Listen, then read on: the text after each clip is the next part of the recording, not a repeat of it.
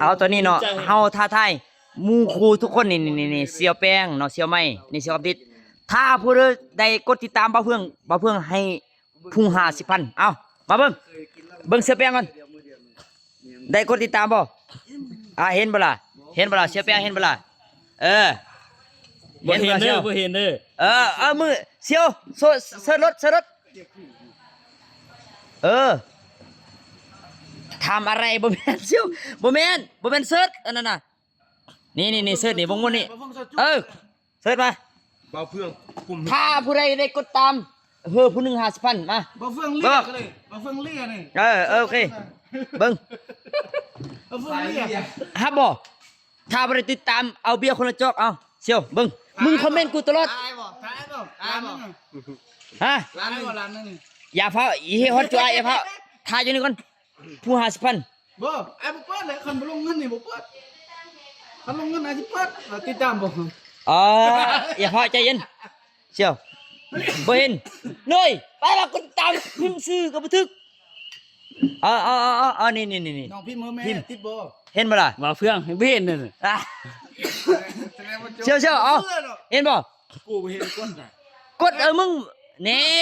บ่ได้50,000เจ้าบ่ได้เสี่ยวพิมพ์เสน่ห์ขึ้นแล้วเสน่ห์ขึ้นแล้ว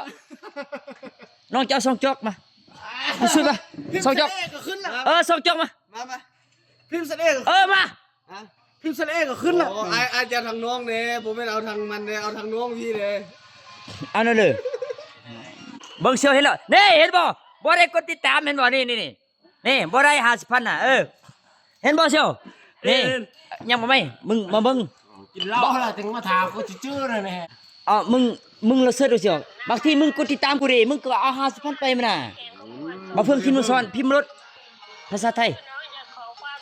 เพื่อเสี่ยวมีรุ่น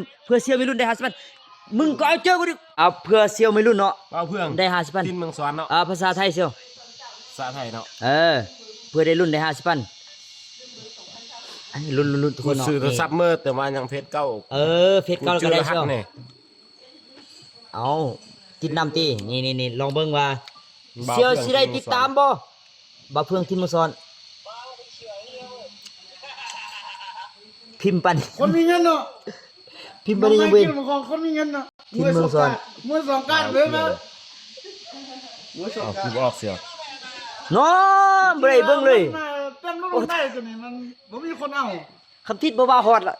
อันนี้บ่ว่าฮอดเลยไปกดติดตามเว้นมันยานติดตามกูเบิ่งตลอดเบิ่งคำติดตามกูว่าสักพันเอาบ่แม่นด้วยนี่เอาเว้น